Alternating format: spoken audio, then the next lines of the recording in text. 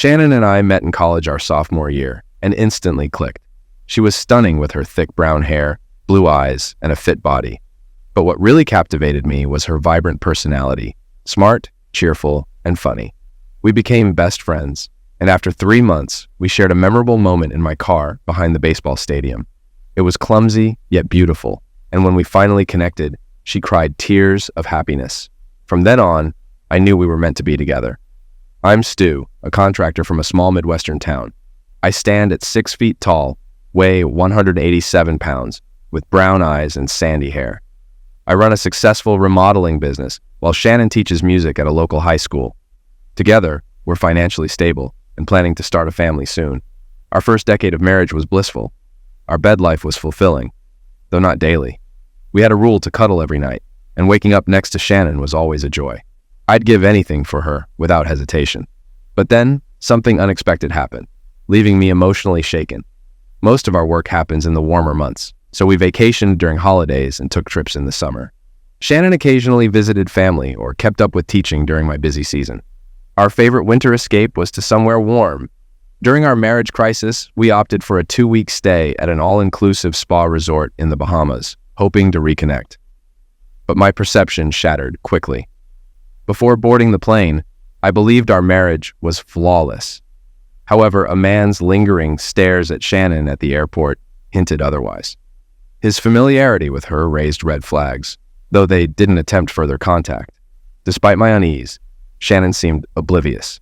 On the plane, the man ended up seated several rows ahead. Shannon's decision to take an aisle seat instead of her usual preference for the window added to my suspicions. When I questioned her, she blamed it on a stomach issue. I managed to switch seats for her with a fellow passenger, citing her discomfort, but my gut churned with doubt. Normally, I sleep fine on planes, but my anxiety kept me awake during the flight from Minneapolis to Miami. Despite pretending to sleep, I couldn't shake the feeling of unease. Shannon and I stowed our belongings, and once airborne, I feigned sleep, keeping an eye on her. After 15 minutes, she glanced at me, thinking I was asleep. Convinced I was unaware, Shannon got up and went to the restroom. I observed her interactions, noting her brief touch on a man's shoulder, confirming my suspicions. When they met in the aisle, their body language spoke volumes. His hand on her waist, her smile, clear signs of familiarity and closeness. Realizing the danger to my marriage, I felt a wave of sadness. How could she betray us like this? Throughout the flight, I struggled to comprehend the situation, hoping it would somehow resolve. But as we boarded our flight to Nassau, my fears were confirmed when I spotted him 5 rows behind us, engrossed in his book. During the flight, Shannon resumed her usual seat by the window, signaling a return to normalcy. Arriving in Nassau, we collected our bags, rented a car, and headed to the hotel. While I drove, Shannon was engrossed in her phone, leaving me to grapple with my emotions. "Who are you texting?" "Just my mom and sis, letting them know we arrived." I'd rather see for myself. Isn't it funny how suspicions grow like snowballs? Our room was stunning, overlooking the ocean and a pool. As we unpacked, I knew I had to make a move to win back my wife. I approached Shannon, hugged her, and kissed her neck. "You know how much I love you?" Shannon turned to me, kissed my lips lightly, saying, "I love you too, baby," but her eyes seemed distant. "I'd never hurt you, Shannon, or our marriage." She shuddered. "I know, Stu," she whispered, avoiding my gaze. I sensed I was losing the battle. If she hadn't strayed yet, she would soon. I released her and rushed to the bathroom, trying to gather my thoughts. How did this happen? What did I miss? Can I save us? Or is it too late? I splashed my face and returned to find Shannon with a strange look. "Stu, I got my period and forgot tampons." "What?" "It just started, but this isn't normal." "Maybe it's the excitement of the trip. I'll get some." She left, closing the door. At first, I thought it might slow her affair, but then doubt crept in. This never happened before. Was she lying to avoid closeness? It seemed so, and it tore me apart. If that's true, she's not the woman I married. No one could be so treacherous and cruel, letting me plan and pay for this trip just to betray me. I felt lost, like I was losing my mind. Who was this woman I loved for over 10 years? Spotting her phone by the TV, I turned it on, finding no password change. I checked her messages with Anthony Eisner, starting in the car. "Anthony, Hey, hot. Can't wait to have you. Shannon, you almost got us caught. Anthony, I almost kissed you on the plane. Shannon, Stu was asleep. I liked your squeeze. Anthony, I'm in the lobby. Is Stu acting weird? Their conversation continued in the hotel room. Anthony, when will you leave Stu? Shannon, Stu's a good husband. Anthony, but I'm better in bed. Shannon, Stu's good, but I need more. Let's make a baby. Anthony, I'll make you wet. Shannon, Stu won't touch me. I'll lie about my period. Anthony, he's so stupid. Shannon, don't call him that. Anthony, meet me in the lobby. Shannon, give me 5. I stood in shock, considering using the texts in a divorce. But then, I decided against it. My phone held all my personal data. She started this mess, so I let her deal with it. I kept both phones, knowing she'd notice hers missing soon, but I'd be gone by then. Bile rose in my throat, and I vomited. I glanced at the beautiful Caribbean Sea, once the source of my happiness just 8 hours ago. Preparing for a romantic 2 weeks, my world collapsed. Alone, shocked, and angry, I wanted revenge on them both. Divorce was certain, but I craved more. Peering out the window, I saw them kissing by the pool. I grabbed my camera and recorded their actions, planning to use it later. They must have a plan to keep me occupied while they were together. It hit me. They intended to spend 2 weeks together, so why not beat them to it? I needed to know how they planned to keep me busy. I continued filming until they kissed once more, and Shannon walked away. I returned to the bathroom, turning on the shower to calm down. If she asked, I'd say it helped me relax after the flight and rid myself of the airplane smell. 5 minutes later, I heard the door open and close. "I'm back," she shouted. "I brought water and tampons." "Great, I'll be out soon." "Why bring water? The resort provides it." Then it hit me. She plans to medicate me. I pondered my options. If I refuse, she'll suspect. If I drink and she's poisoned, she and her lover will leave. What to do? I dried off, contemplating. She knocked, concerned about my time. Was it for me or her date? Anger surged, but I composed myself. She handed me a bottle, already opened. "Stay hydrated," she said, avoiding eye contact. Pretending to drink, I discreetly emptied and refilled it in the bathroom. Back in the room, she unpacked, unaware of my ruse. Noticing a hot dress, I questioned its purpose. She smiled, claiming she brought it. "Aren't you tired?" I hinted at her deceit. Pretending to drink, I feigned drowsiness, my heart racing.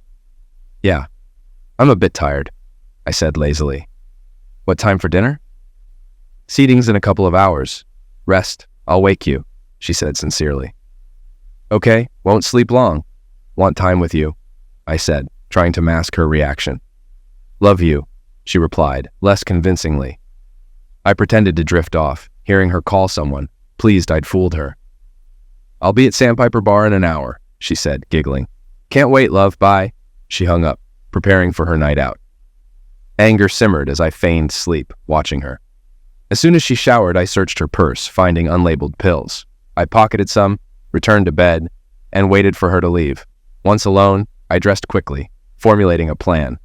First on my agenda was to gather more substantial video evidence of their affair. Secondly, I was determined to throw a wrench into their plans for the remainder of the trip. Though I hadn't yet formulated a clear strategy, I was resolved that both of them would face consequences for their deceit. Thirdly, I decided it was time to cut the trip short and initiate divorce proceedings as soon as possible. I couldn't afford to wait and allow Shannon the opportunity to sabotage our finances or make other moves against me. After hastily dressing, I grabbed my camera and hurried out of the room.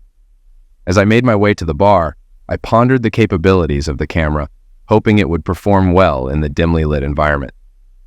Upon arriving, I strategically positioned myself behind some palm trees, ensuring a clear view of the bar while remaining concealed from their sight. Observing them from a distance, my heart burned with a mixture of rage and betrayal as I watched Shannon, adorned in that provocative red dress I once adored, wrapped in the arms of another man. It took every ounce of self-restraint I possessed not to storm over and confront him then and there.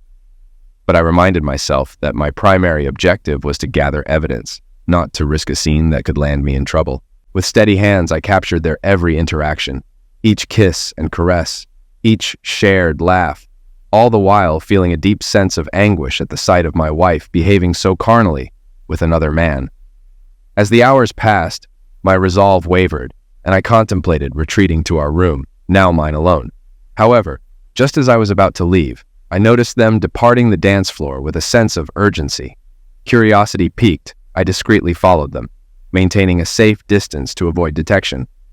Along the way, they paused intermittently to steal affectionate moments, and I diligently recorded their every move. Eventually, they arrived at his modest room, situated away from the ocean view, a stark contrast to the luxury we had enjoyed together. Peering through the partially drawn curtains, I strained to catch snippets of their conversation, my camera capturing every word exchanged between them. Despite the pain gnawing at my heart, I remained steadfast, knowing that the evidence I gathered would be crucial in the days to come. As they was undressed, I couldn't help but notice his impressive size, though it was no excuse for her betrayal or for allowing him to father a child. I lingered outside, recording their passionate encounter, which seemed endless. Not only was he well endowed, but he also displayed remarkable stamina. Approaching midnight, I anticipated her departure, only to overhear their unsettling conversation. Concerned about the pills she'd given me, she worriedly asked about their safety. He assured her I'd sleep for hours without damage, proposing a dosage plan to prolong our separation. Their callous laughter fueled my fury. Having heard and seen more than enough, I retreated to my room, consumed by a desire for revenge. Determined to disrupt their nightly rendezvous, I crafted a plan. I'd orchestrate a diversion to lure her away, affording me the opportunity to confront him alone. But how to keep them apart? A spa day seemed the perfect solution. I'd gift Shannon a package, masking my true intentions with false affection. It was a deceitful move, but one I deemed necessary to exact the justice they deserved. If she hesitates, I'll insist the spa package is non-refundable, evoking guilt to ensure she accepts, just as she's pressured me in the past. With her occupied for hours, I'll deal with my lover's misdeeds. After changing into shorts, I lay awake plotting my revenge, fixated on confronting him. Around 5 a.m, Shannon returned, quietly slipping into bed beside me. Suppressing my urge to push her away, I feigned sleep, awaiting the opportune moment to act. By 7, as she slumbered, I roused myself, taking a quick shower before setting out to find the spa. Hoping for an early opening, I sought a package to keep her occupied while I attended to matters. Upon arrival, I quickly selected a 3-hour session, prioritizing its duration over its contents. Booking the earliest slot, I planned to surprise Shannon. Satisfied, I left to explore, recognizing she likely needed rest after her night with her lover. Returning to the room around 9 a.m, I found Shannon still asleep. Quietly, I searched through her purse and discovered her phone. Scrolling through her messages, I came across one from Anthony sent within the last hour. "You were great last night. Any chance you could escape Stu for some afternoon fun?" Despite my rising anger, I managed to keep it in check, but I knew the end was drawing near. As Shannon began to stir, I replaced her phone and leaned in to kiss her forehead gently. "Good morning, sleepyhead," I greeted softly. "I'm sorry about yesterday for falling asleep so suddenly and ruining our dinner plans, but I have a surprise for you." A hint of uncertainty flickered in Shannon's eyes as she smiled and yawned. "What kind of surprise?" she asked. "I booked you a spa day as an apology for last night and to show you how much I love you." Even in my drowsy state, I noticed her slight shudder. It dawned on me that she harbored doubts about our relationship. "Everything is fine, isn't it?" I probed gently. "Or don't you like my gift?" Shannon's response was a hesitant nod and a faint smile. "Oh no, I like it," she reassured me, though her smile faltered slightly. "I just wish you had asked me first." "If I had done that, it wouldn't have come as much of a surprise to you," I reasoned, hoping to dispel any lingering doubts. "Look, this doesn't mean you need to run to the spa right now. I've made a reservation for O2 today so we can spend some time together." Shannon nodded in agreement, expressing her gratitude for my thoughtfulness. After she got up and headed to the bathroom, I glanced out the window and noticed Anthony by the pool, engaged in conversation with 2 young women. Although I suspected Shannon had informed him about my surprise, he didn't appear perturbed. As I observed their interaction, it struck me that Anthony might have contingency plans in case Shannon couldn't join him for some afternoon fun. About an hour later, Shannon and I were at the buffet, filling our plates.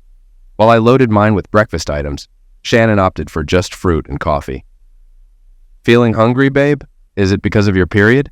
I inquired. Yeah, that might be it. I really don't have much of an appetite," she replied, visibly distracted. Her reaction to Anthony's message piqued my curiosity, but ultimately, it didn't matter much as my plan seemed to be working, especially on her. After breakfast, we opted for a stroll along the beach.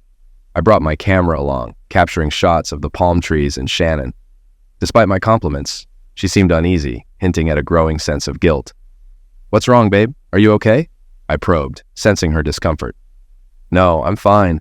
Just a bit tired," she responded, her guilt becoming more evident. "Would you mind if I went back to our room for a nap before my spa visit?" she asked. "Sure, no problem." "I understand it's not ideal to have your period start during vacation," I reassured her, concealing my growing frustration. As she walked away without so much as a goodbye kiss, I resolved to confront Anthony soon. As I continued walking along the beach, lost in thought, I encountered two couples, one of which included the women who had spoken with Anthony earlier. They were now accompanied by two burly men who appeared formidable. Overhearing their conversation, it was evident that Anthony had convinced them to go deep-sea fishing, leaving the women feeling neglected. Despite their attempts to reassure them, it was clear the women felt left out and unappreciated. As they passed by me, it was apparent that Anthony had won the argument, leaving the women feeling unsatisfied. After strolling along the beach for a bit, I decided to head back and check on how her boyfriend was doing. I was worried Shannon might have ditched her spa appointment to be with him, but if that was the case, maybe I could snag more footage of them together. I roamed the hotel grounds for over an hour until I found myself outside Anthony's room. I heard voices inside, but not Shannon's. Carefully, I readied my camera and crept closer to the window. It was risky since it was daytime and more people could spot me. So, I figured the best move was to mount the camera outside on a windowsill, pointing into the room and let it roll. After setting it up, I found a spot to watch his door and see who emerged. Time dragged on, but my patience paid off. The two gals I spotted with Anthony earlier by the pool and then at the beach with those dudes came out of his room, all smiles and giggles, like they shared some juicy secret. It was a riot. Once they were gone, I retrieved my camera and headed back to my room. Shannon wouldn't be back from her spa session for nearly another hour, so I had time to review my notes. Back in my room, I fired up my laptop and transferred all the videos I'd taken since we arrived. Most were of Shannon and the idiot. But then I watched the footage of those girls in his room. Turns out, they found a way to kill time while their pals were off deep-sea fishing. Anthony convinced them to join him in a ménage à trois. It was like a low-budget adult flick. He had his way with one while the other watched and played solo. Then they switched, and the cycle continued. That's when another idea struck me. I could time it just right to bail out while Shannon was here, trying to piece together what went down. I figured she'd likely try to medicate me tonight to make me look like a fool again, and if I played my cards right, she'd end up meeting Anthony at the bar, dancing and boozing before heading back to his room. If I could slip a pill into their drinks towards the end of the night, they'd be out cold by the time they hit his room. Timing had to be flawless, but in life, plans hardly ever go off without a hitch. The next step in the plan involved making a DVR copy of Anthony's recent conquests. I must admit, I was somewhat amazed by this guy's ability to charm two very attractive women into his room. With multiple DVR discs on hand, I duplicated his escapades from the day. Now, I just needed to figure out where to discreetly leave them. Additionally, I duplicated all my previous recordings onto another DVR for added insurance. Heading to the front desk, I arranged for one disc to be sent to my brother Frank's home with a note urging him not to play it or reveal its origin, just in case my plan flopped or if Shannon and Anthony caught wind of my scheme and wanted to retaliate. If they tried anything, at least the disc I sent to my brother would expose the culprits. Glancing at the time, I noticed Shannon was nearing the end of her spa treatment. Deciding to quickly scope out the hotel, I aimed to locate the rooms of the two women and their boyfriends. Surely their partners would be curious about their activities while they were out deep-sea fishing. Soon, I spotted the women emerging from the pool with towels and followed them to discover they were heading back to their rooms, which conveniently happened to be adjacent to each other. This resolved one aspect of my plan. If all went according to schedule, and Shannon and Anthony repeated last night's routine. By tomorrow morning, I could thoroughly disrupt the remainder of their trip. Returning to my room, I called the airline to inquire about the earliest flight. Unfortunately, the earliest available was at 10 a.m., later than I had hoped, but I booked it nonetheless. Then, I informed the front desk that my wife and I had to depart the following morning due to a sudden emergency at home, checking out at 8 a.m. They expressed sympathy and wished me well, and I thanked them before heading back to the room. Now, I was fully committed to my plan. No matter what obstacles arose, if things didn't unfold as I envisioned, I'd still catch a plane in the morning and beat Shannon home. At least I could spoil everything for her before her arrival. But if by some miracle, everything fell into place according to my scheme, she'd be stranded here for days, maybe weeks, allowing me ample time to wreak havoc in her life. The plan was straightforward. First, I'd let Shannon believe she had medicated me, feigning sleep so she and Anthony could enjoy their evening together. Second, I'd return to the bar, observing and biding my time to spike their drinks with whatever substance Shannon had attempted on me. If I timed it perfectly, they'd pass out just before reaching his room or immediately upon arrival. Timing was crucial. Third, once they were in the room, I'd intervene, escort Shannon back to our room, and then return to thoroughly strip Anthony of his belongings. I'd nab his wallet, cash, passport, credit cards, clothes, everything he brought. Then, I'd locate the rooms of the two women Anthony had engaged with previously and discreetly slip the DVR drives under their doors, hoping one of their boyfriends would discover them first and view the footage. I was certain they wouldn't be pleased with their girlfriend's activities in their absence. Anthony's license plate was clearly visible on the video, ensuring they'd have no trouble tracking him down. Fifth, I'd treat Shannon the same way I did Anthony. I'd strip her of all her belongings except clothes and a purse, leaving a note in her empty wallet to assign blame. With everything set, all I could do now was wait for the players to make their moves. Shannon returned to her room at 5:30 in the evening, looking more serene and radiant than ever. It pained me to consider how she had ended our marriage, knowing I'd never have her beauty by my side again.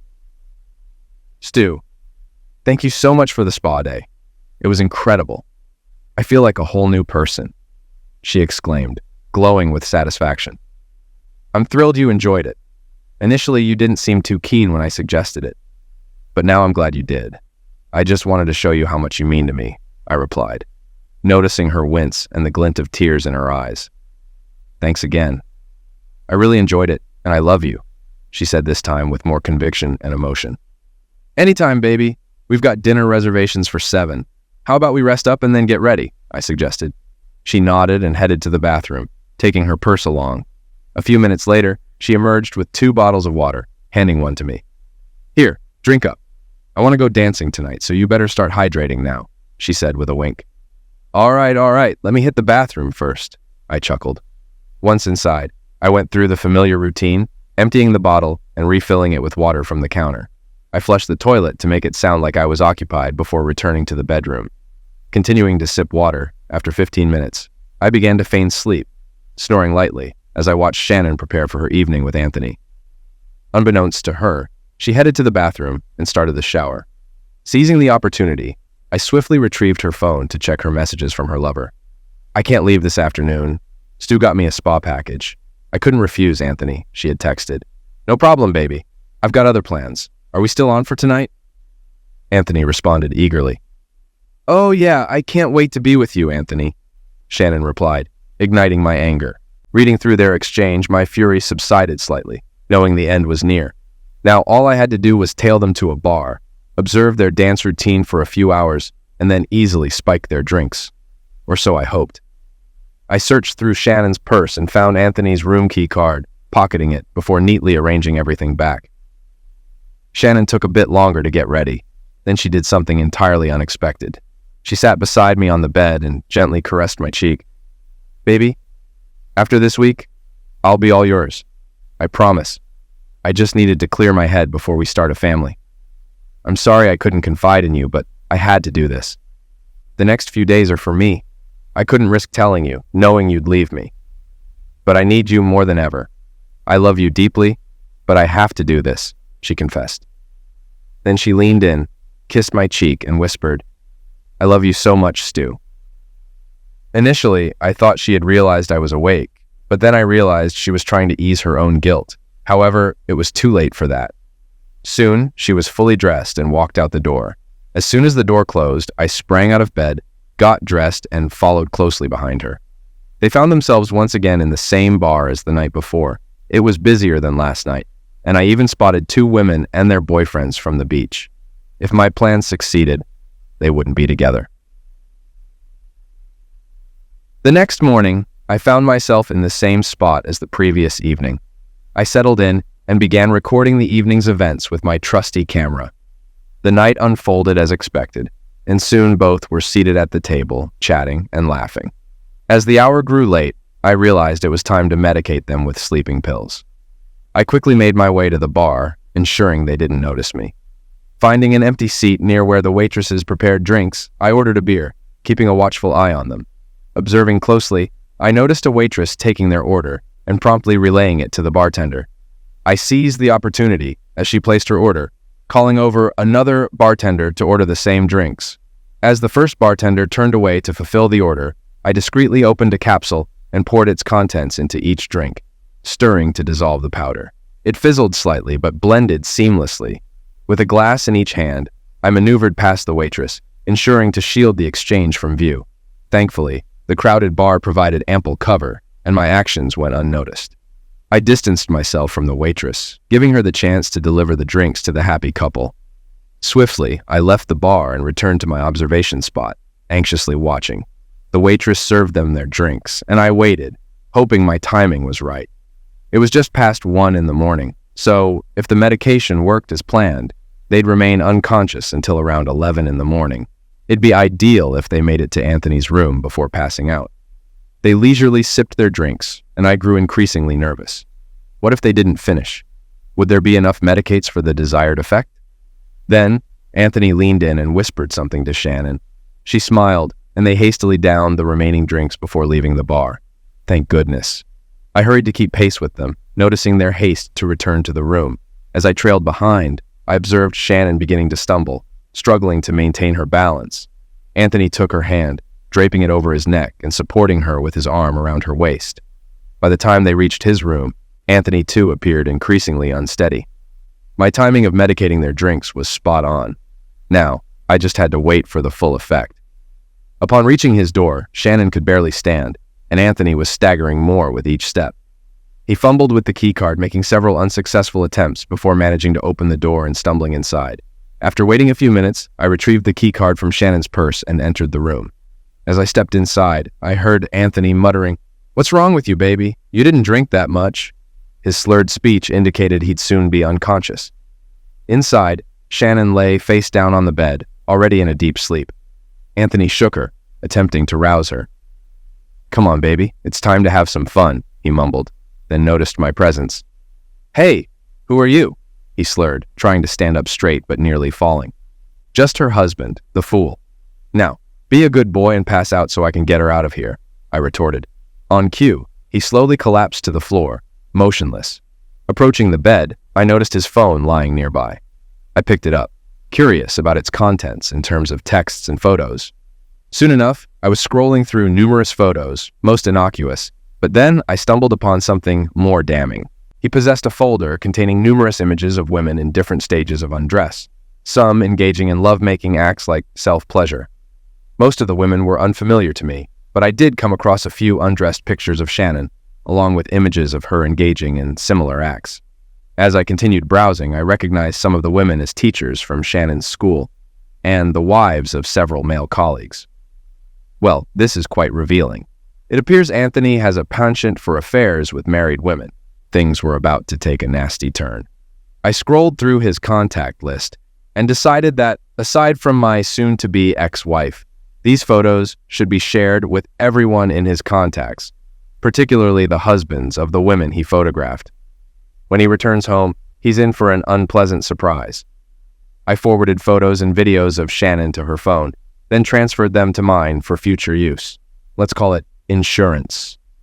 After powering down his phone, I gathered all his belongings, including clothes, toiletries, and other items he brought on the trip, and nonchalantly packed them into his suitcase.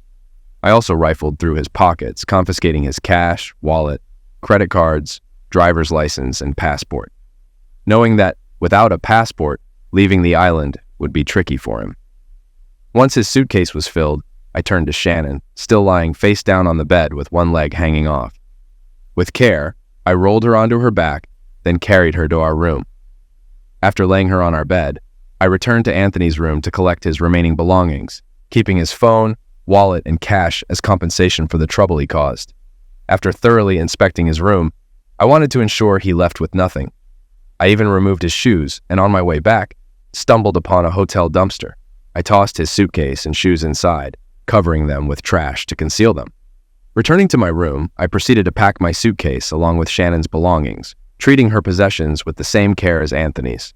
I intended to leave her with nothing but the clothes on her back, her purse, necessary items like tampons, and her empty wallet, containing only the note I left behind.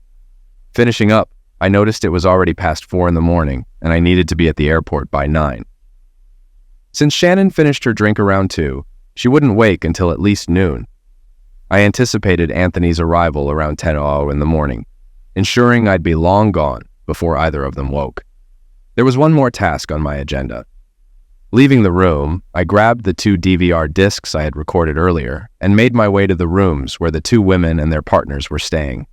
Stealthily and swiftly, I slipped a disc under each door before returning to my room. There, I gazed at Shannon sleeping peacefully on the bed, overwhelmed by a sense of loss and sadness. I had yearned to start a family with her, but she had other plans, and forgiveness eluded me. After ensuring everything was packed, I seized Shannon's suitcase and retraced my steps to the dumpster, where I deposited her belongings alongside Anthony's. Back in the room, I meticulously searched Shannon's purse, confirming it was empty of money, credit cards, or a passport. I aimed to make her return home as challenging as Anthony's. Collapsing into one of the chairs in the room, exhaustion washed over me, but my mind raced with thoughts of my next steps upon returning home. First, I'll drain our bank and debit accounts, then cancel all our credit cards.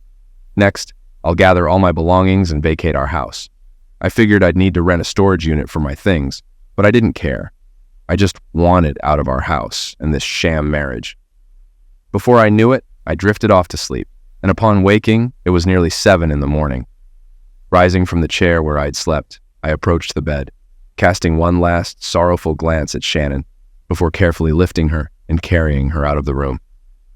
Down at the pool, I settled Shannon onto a lounge chair. Since I was checking out, I didn't want her in the room when housekeeping arrived to clean and prepare it for the next guests. Returning to my room, I grabbed my suitcases and double-checked to ensure I had everything. I still had Anthony's phone, but then I had an idea. Returning to the pool, I retrieved Shannon's phone and began sending the photos and videos to everyone on her contact list. I made exceptions for her young nieces and nephews, but I was sure her parents, siblings, and colleagues would find them enlightening. At the front desk, I requested a piece of tape, which I used to cover the contacts on Shannon's phone battery, making it appear dead. I also made sure she didn't have a phone charging cord. Without money, it would take her a while to get the phone working. Just after 8 in the morning, I heard commotion and shouting. It was one of the boyfriends of the women Anthony had been with yesterday. Apparently, they were now soon-to-be ex-boyfriends. Watch the video I slipped under their door. "You're a moron! Tell your family the wedding's off, and I never want to see you again. Find your own way home, you cow," one guy yelled at his girlfriend. The other guy had a cold expression as his girlfriend pleaded with him. "Baby, please don't leave me," she begged. "I'm so sorry.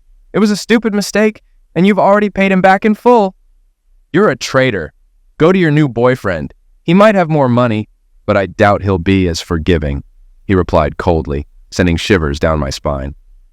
I wondered what fate befell poor Anthony. Well, I suppose I'll never know. The next thing I heard was the ambulance siren halting in front of the building. The individual I assumed was the manager emerged from his office and swiftly escorted the orderlies down the path to Anthony's room. I sincerely hoped he was all right. As onlookers began to gather to investigate the commotion, I quietly hailed a taxi and headed to the airport. Upon switching on my phone, I noticed a voicemail. I accessed my voicemail and listened to a message from my brother Frank. "Stu, what's going on there? I've received a flood of undressed photos and detailed videos of Shannon. I mean, I know she's attractive, but what's the deal? Fill me in when you get this. Arriving at the airport and waiting to board the plane, I returned his call and briefed him on the entire situation.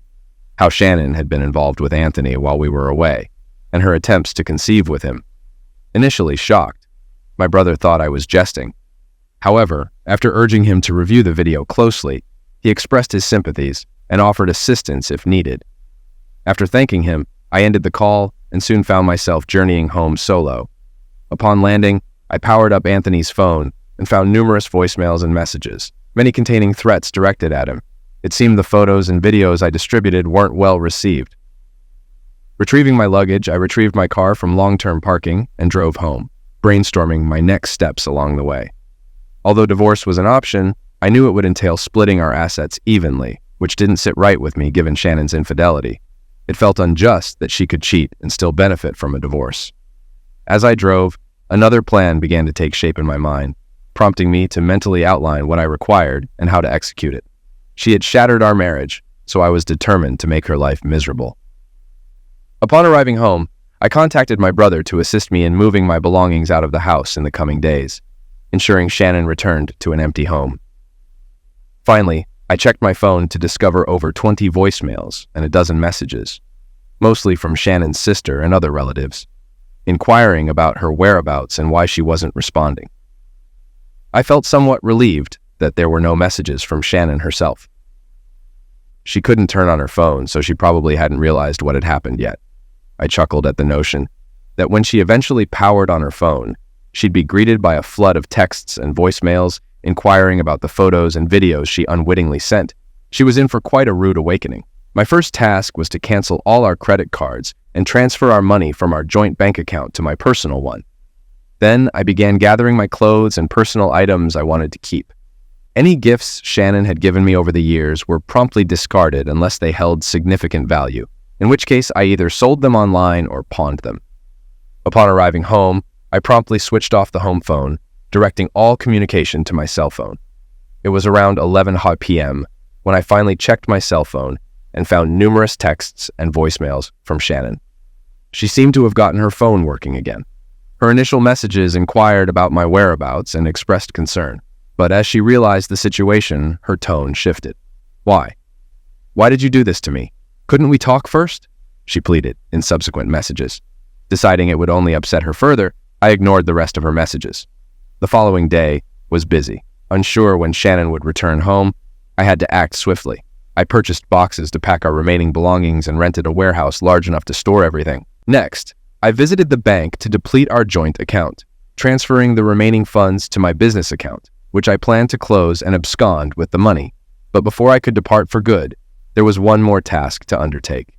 Our small starter home, initially intended to accommodate our growing family, would now serve a different purpose.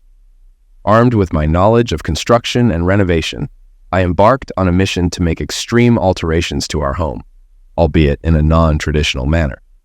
Gathering supplies across the city, I prepared to give Shannon a visit she'd never forget. Later that morning, my brother Frank arrived with his pickup truck. After discussing my situation, we began loading my belongings onto his truck. It took over 5 hours and 3 trips to the warehouse, but by day's end, I had officially relocated. I kept my plans for the house and Shannon's surprise to myself, knowing Frank would try to dissuade me if he knew. He inquired about my near future plans. Just leaving town and this awful marriage behind, I won't file for divorce. When she returns, I'll be gone. She may keep the house, but that's all she'll get from me. Frank shook his head. You know this won't work. She'll hire a lawyer and track you down. Let's get a divorce and move on. Escaping will only make things worse when she finds you. Don't let emotions cloud your judgment. Consider it. Get a lawyer and give her half. No. She cheated and tried to have another man's baby, passing it off as mine. She deserves nothing. And that's exactly what she'll receive. I won't divorce her.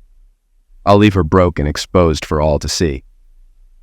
Frank understood that trying to persuade me was futile. I have a tendency to be obstinate, and once I've made up my mind, it's difficult to sway me.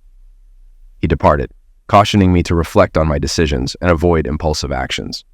Since witnessing Shannon kissing her lover, I've been contemplating everything. Now, It's time to set my plan in motion. That evening, I commenced working on the house and continued until the early hours. Uncertain of Shannon's return, I needed to act swiftly. The impending snowstorm worked in my favor. It was projected to shut down major airports, extending my window to complete the remodeling project. The heavy snowfall, adding an additional 20 to 30 inches atop the existing accumulation, facilitated my plan. Ignoring most of Shannon's calls over the past 2 days, I eventually decided to answer, solely for gathering information. Please, baby, listen. It was a mistake. A huge, foolish mistake on my part.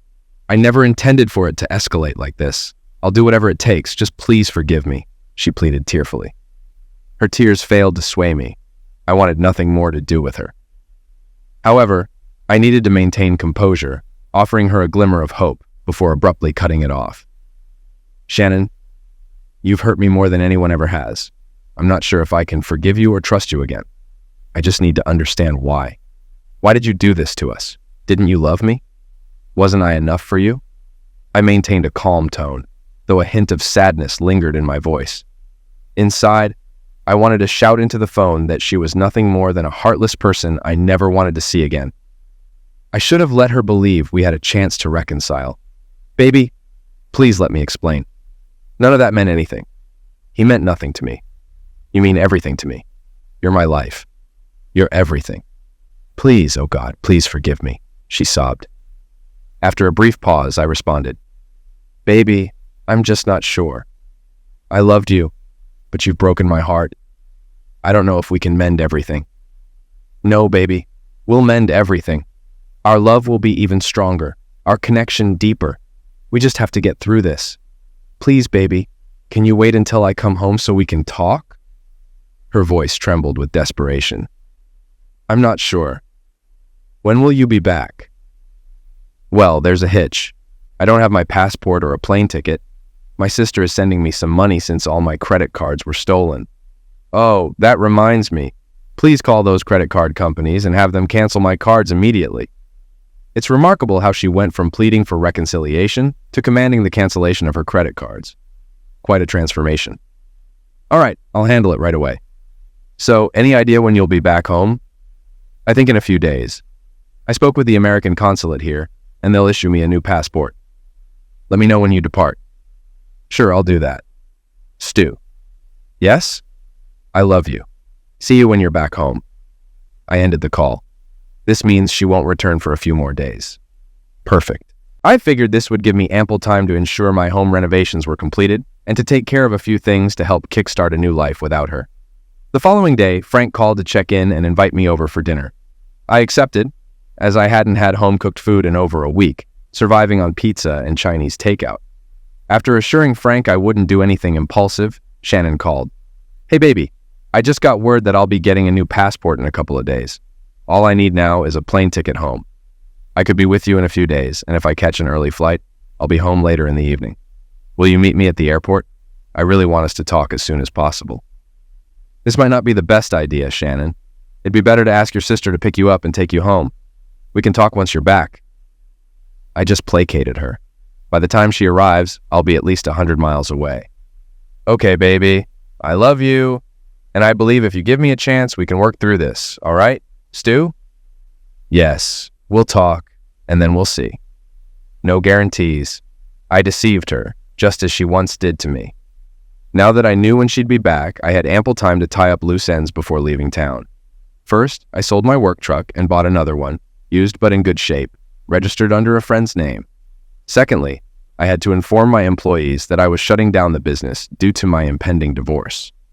It was regrettable to leave so abruptly, but I owed them an explanation. Next, I contacted a college buddy now residing in Colorado. After graduation, he had suggested we go into business together. With seasonal housing needs, he promised steady work year-round. He was surprised by my situation with Shannon, recalling us as a perfect couple during our dating days. I inquired if he needed an assistant, and he gladly welcomed me, noting the surge in workload due to changing marijuana laws.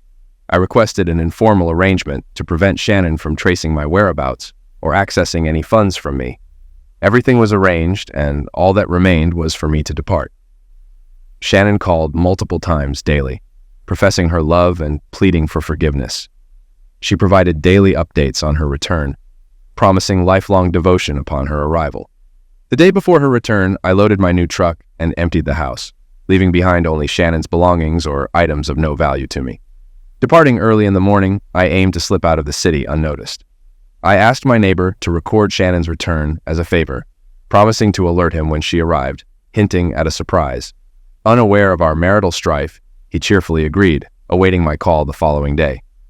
Everything was set as I departed the city, heading south toward my new life without Shannon. It would be a 2-day journey to my friend's house, and by then, Shannon would already be home. Along the way, I felt less angry and more serene than I had the previous week. Ever since I witnessed Shannon and Anthony together by the pool, it seemed like my life had gone down the drain. Now, however, I began to extricate myself from that pit of despair. Shannon called around noon and informed me she would be home the next day around 4 p.m. She inquired again if I could pick her up at the airport, but I explained I had errands to run and would return home after her arrival. She could just come in when she got there. Afterward, I phoned my neighbor, instructing him to be prepared with a video camera to capture the surprise I had planned for my wife. The following day, I was only an hour away from my friend's house in Colorado when Shannon called me. The house, it collapsed, just caved in on itself. It must be because of the snow. I barely put the key in the lock and turned it when suddenly there was this loud crash and the roof collapsed. "Oh God, our house is gone," she cried. Well, Shannon, don't fret. I'm sure your parents are still waiting for you in their room.